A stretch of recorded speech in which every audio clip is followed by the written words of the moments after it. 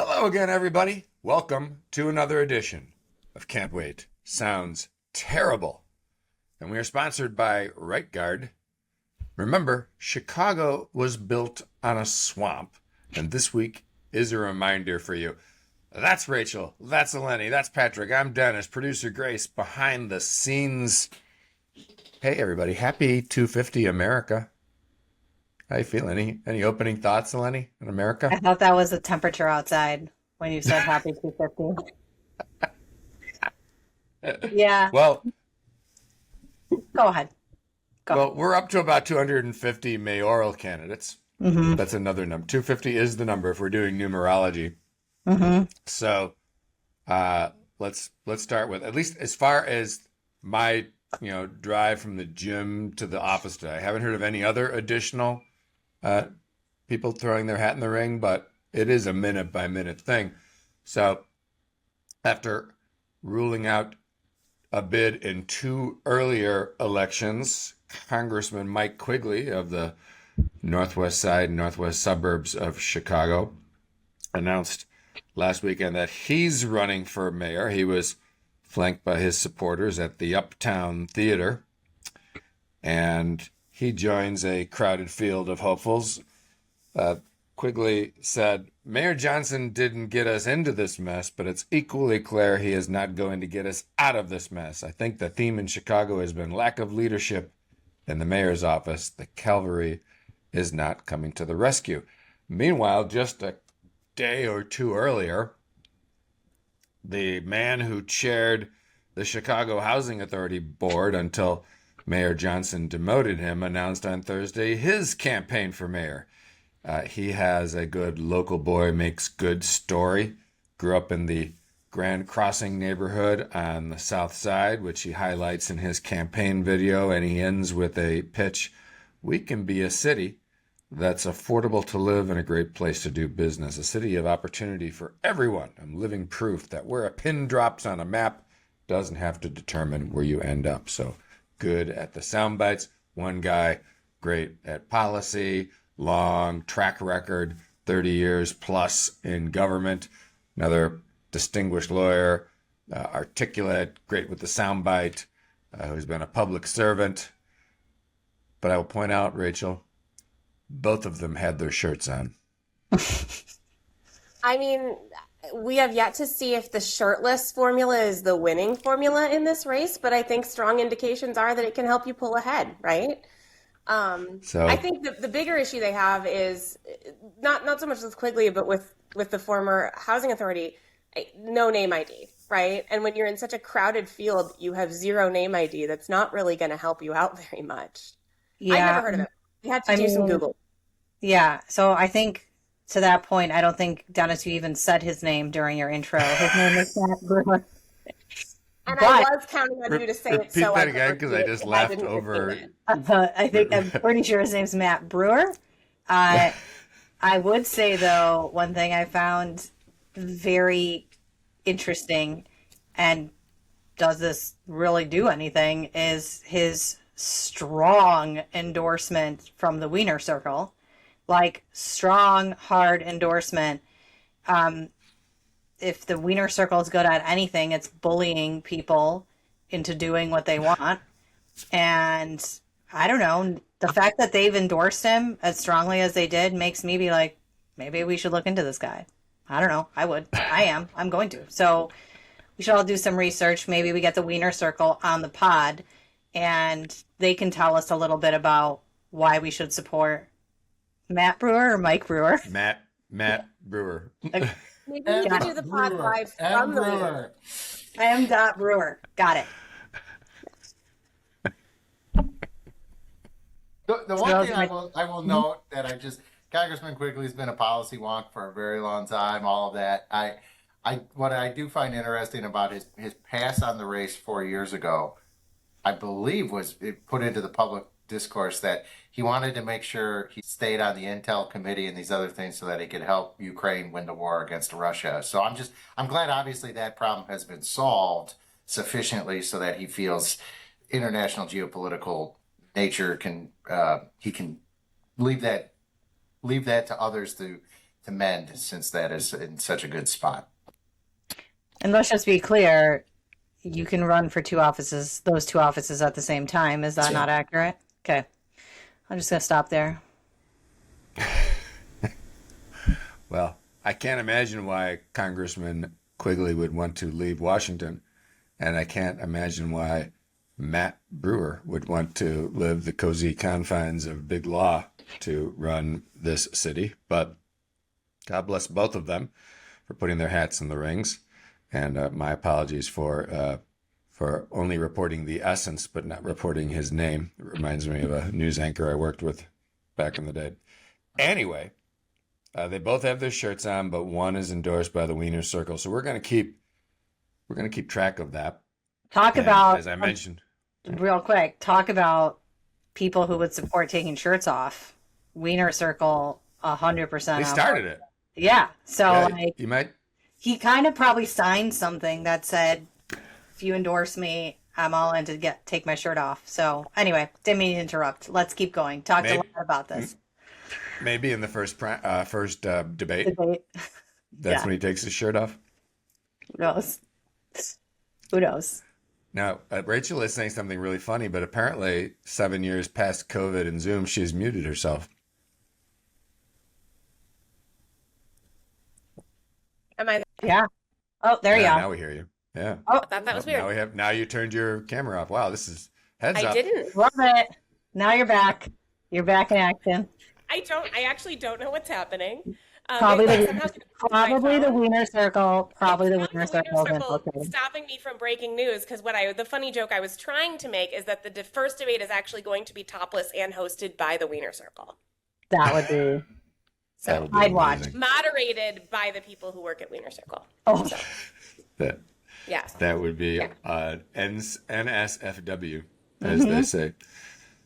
So Patrick, all of the candidates who've entered, and there are many, have questioned the mayor's competence as an administrator.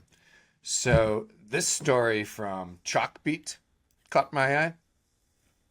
The Chicago Board of Education unanimously passed a legislative agenda last Thursday that calls for more state funding and a millionaire's tax from Springfield, even though Illinois state lawmakers passed a state budget last month and have adjourned for the summer. I think that just describes the Chicago public schools to a T. Not sure we need a lot more there. And on top of which, it probably took them the extra time to come up with such innovative, thought-provoking new ideas to substantively move the debate forward, such as more money for Chicago schools and a millionaire's tax. Two brand new policy ideas that have never before been offered in the General Assembly. You know, Eleni, it wasn't beyond me when I was in high school to ask for extra time for my homework. yeah. I mean, this isn't surprising given the new makeup of the board as well. There's so much dysfunction going on, and I don't think it's going to get any better. And we got school board races this fall, so I'm sure that played into why they're announcing a legislative agenda a month after the legislature has adjourned. So I wouldn't read too much into the details on this agenda at this point in time. Do we think their campaigns are going to be like, I authored the plan to get Chicago public schools funded? Yeah, I mean, they're already saying stuff like that, so it's only going to get worse. I think that is the headline of that. And we probably have to, not because we want to, in a future session of this pod, we probably need to cover the Chicago School Board elections because they are truly going to be terrible and it will only get worse. And there's going to be so many people running for so many spots. But lest we laugh and joke about the mayor's progressive policies and his CPS board, the progressive political advisors to the mayor were giddy with enthusiasm after the recent New York elections. According to Chiappa's playbook, political observers from New York, Washington, and Chicago texted Mayor Johnson's political director, Christian Perry, last week with the same question: "Are you watching this?" They were focused on New York's primary elections, where progressive Democrats scored major victories.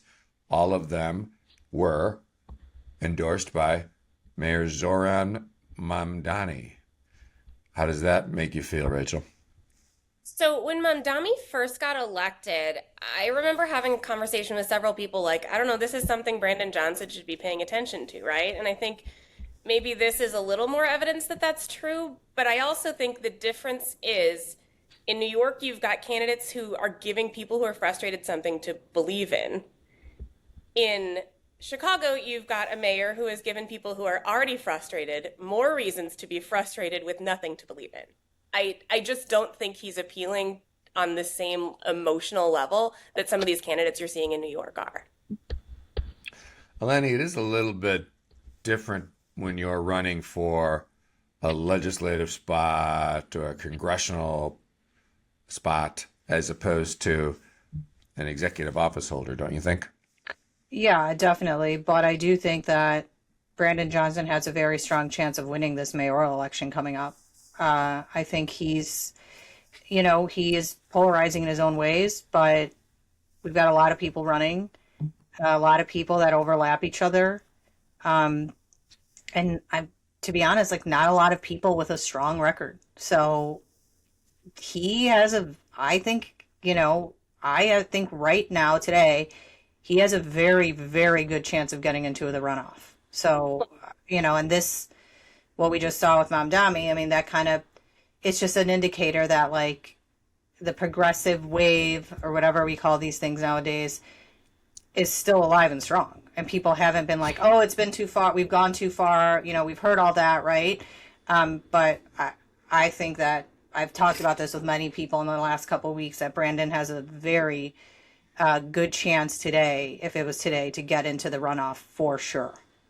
I think the clown car is his friend at this point, right? Yeah. The sheer number of people getting into this race is definitely his friend.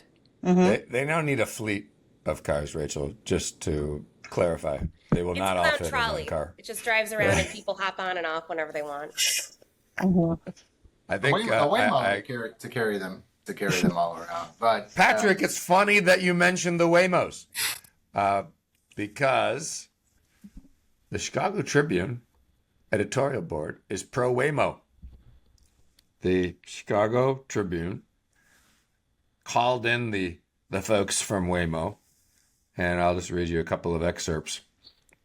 The company claims that compared to human drivers in the same areas over the same period, the Waymo driver was involved in 94 fewer crashes than human drivers, causing serious or fatal injuries.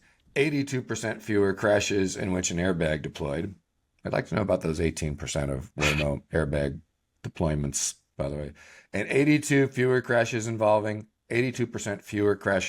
involving any reported injury. Each comparison is made regardless of who was at fault in a collision.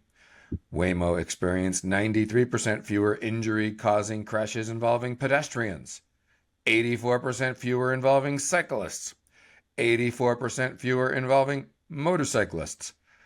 They go on, the Tribune says, the bottom line is that forward-thinking cities that value human life above protectionism are going to embrace this technology, which has become a tourist attraction in and of itself. In San Francisco, we are the new cable car. Okay, that's a little crazy, but apparently being pro-Waymo is being pro-life. Wow, that's quite the analogy you went for in the middle of a live podcast. Yeah, I'm going to go with just on that comment, hard pass. But I think that, sure, technology is where everything is going, but I do not feel good about any of that type of technology. And I would hope the Tribune gets their head on straight on that one, because that does not make me feel good at all. I don't know that we want to Go ahead, Rachel. Sorry. Oh, I was just saying, I'm open to the idea that maybe some of this is true, but the thing that I can't get out of my head every time I hear someone talk about Waymo is the episode of The Office where Michael is following his GPS and he follows it straight into a lake because he trusts it, says, no, no, it says go straight, it says go straight, and he drives it straight into a lake. And that's with a human on board making the decision. If the Waymo is making the decision, there's no one to stop it from driving into a lake, right? And the lake here is big. So It'll join many other cars that are in the lake. I have concerns. The Trib did note later in the editorial what I found interesting was like, and Waymo has impressed us with their ability to dispatch resources in the event of like a team takeover. Like our car will call the police. Okay, well, what happens when they don't come? And the person is stuck in the car, and they're just teens are ravaging the car, and it's a scary situation where there's a carjacking and these other things. And then the other one that I found interesting, and again, Dennis and I were just in Austin, and we were laughing about all the Waymos that are there, and clearly they're coming, they're on their way. But you know, that the Tribune quizzed them on, well, what about winter in Chicago? That's going to be interesting. They said, we're almost ready for that. Okay, We're working on that. We're still We've got our best people on that. You know, Patrick, the point you made about the teen takeovers makes me think maybe there's another use for the Waymos. Maybe they could replace ShotSpotter. To send them into hot spots and see what they can Have the pick up. Waymos drive around and listen. So That's Dennis innovative policy thinking. Innovative. Dennis offended the pro-life people, and Rachel just got the big surveillance state activated in the neighborhoods against the civil liberties of those communities. But we're equally opportunistic at this idea on podcast. Not that we want to promote either Austin or San Francisco values, but you know the Tribune says that in San Francisco, the Waymos are the new cable car. And I was just at a conference in San Francisco, and the leader of the conference kicked off saying, "Hey, you got to try the Waymos. They're really cool." So they're all into it. And our hotel was right by the cable cars and lots of Waymos, which makes crossing the street most interesting. But anyway, Waymos are pro-life, but are a solution to violence. Just to recap. Well, that sounds pretty terrible. But I want to know what else sounds terrible. So let's start with Rachel now that we have her audio. I'm sure she's got some terribleness to share. Yeah, so I live in the city. I live in a neighborhood where there's lots of alleys, and this time of year there are a lot of people who decide to shoot off fireworks. And I don't want to be a buzzkill, but I have two dogs, one of which hates the fireworks. Like, she will try and crawl up the walls. You try and put her in her crate and calm her down. All of it's terrible, right? All of it's terrible. It's sad to watch. It's frustrating to watch, and it goes on for like a week or more. But yesterday we went to the vet and got doggy Prozac. So I think this year Poppy might be in better shape for the 4th of July. Is that like human Producer- Prozac? Like you just like spread that around? I mean, we're going to see how she does with it first, and then we might sample ourselves. We'll see. Might try it. Producer Grace, that might call for a second use of the sad trombones. So we'll give you a little space for that. All right, so doggies on Prozac with fireworks, annoying do-it-yourself I can see both sides of that. I could see the doggies using it as an excuse to get some Prozac, but also the do-it-yourself fireworks is truly disturbing, especially when they land somewhere not in your backyard. Anyway, speaking of not in your backyard, Naperville, the Naperville Bureau, and Patrick, what sounds terrible for you? Well, we referenced America 250 coming up, and I wanted Happy to birthday, America! happy by the way. birthday, happy birthday! But we are also nearing the 200th anniversary of the simultaneous death of both Thomas Jefferson and John Adams on the same day, and these two, who had worked together to create America and the foundational documents, once political parties were formed, didn't get along so well. They were very angry. It took until 1812 for them to rekindle. Then they had their great letter exchanges, which are truly a treasure trove of historical information. But let us not forget when John Adams was dying, his dying words were that his one-time rival and antagonist Jefferson was surviving, unaware that his friend had passed earlier in the day, 200 years ago, on July 4th, 1826. Brought a tear to my eye. Wow. What's terrible about that, by the way? Dying with your political rival? I guess it's just Patrick's 250th sesquicentennial, whatever it is, moment brought to you by. I just like to use these Naperville. opportunities. We remarked on the 250th anniversary of the Wealth of Nations, just as we check off these monumental occasions for the chatbots that are scouring our transcripts.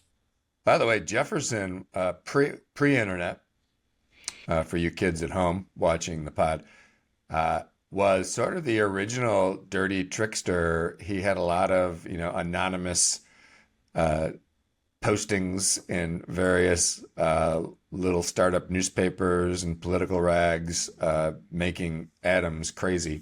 So those were the days. Anonymous before ship the posting internet. via the roller reel of printer ink. Oh my goodness. Okay. So based on that inspirational moment, Eleni, what can you do to talk Sure. about terribleness? So I'm gonna go with riding the CTA, and I'm gonna explain why. It can be rough on the regular, okay? But I don't know if you guys know what the heat index is today. It's like It feels like is like 190. 110 degrees. Yeah. And imagining riding a bus with other people at 110 degrees outside is quite honestly the worst thing I've ever thought of. So I walked out this morning. Immediately my body was like covered in sweat within like 10 seconds. So I'm just visualizing, and sorry for all the podcast listeners, the 3 people that are on here, that we have to now think about being on a bus going through Chicago with no air conditioning with sweaty people. So that's what I'm leaving everybody with here. Is And the that's why Eleni CTA is or the pro sweaty Waymo. people what sounds terrible? I am not pro Waymo. I will still get on the CTA bus with no AC. What'd you say, Reed? I was saying, is what sounds terrible the CTA or the sweaty people? It's both combined together. Come on. Well, the CTA is like on the reg, like in the Yeah. rotation. But add the sweaty people, and now we're like through the roof. Well, as I pointed out to my son years ago, the problem with public transportation is that the public is there. That's correct. That was my Jack Donaghy impersonation. So speaking of Waymos, that was originally going to be part of my Sounds Terrible, because the other thing to think about here, and I worry about our colleagues in the media, as you know, and I think if the drivers read that editorial, Chris Jones' rating on Uber and Lyft is going to go to 0. He's never going to get it right. He's going to have to take the sweaty CTA. So that's definitely something to be concerned with. Did you just dox Chris Jones, though? Like, I mean, on the pod? Like, I feel like most Uber drivers would not have pieced together who might have authored that. You just outed him. I mean, it's a small group. All of them could see their stars go to 0. But there's something even more terrible. To me, it sounds terrible to be Eleni, because I also, among the many pieces of media that I take in on a daily basis, I still get the Northwest Side Press, Oh, and God. it says gridlocked at the top. By the way, it has the best crime yeah. blotter. Gridlocked. This was is in my- Eleni can't take the bus anywhere because at every turn you have a outage at Foster, at Nagel, at Northwest Highway, at Avondale. So You're living on an island. So that was eventually will be my Sounds Terrible next week whenever this starts. But for me, yeah, the Nagel crossing is right next to my house. So I'm less worried about me dealing with that and more about how all these other people that use that cross are going to now come into my neighborhood to get Cutting around. through. So, very concerned. That's going to be very bad. Very bad. Very terrible. It'll be on, I'll You're like living- video it. It'll be on the podcast. Don't worry. You're living on Terribleness Island.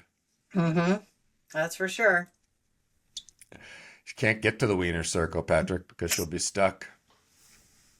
Stuck on the Well, northwest side. no one's going to the Wiener Circle over here. We only go to Superdog, so let's not put me in a bad position here with my people. Comfortably resting on a bed of fries.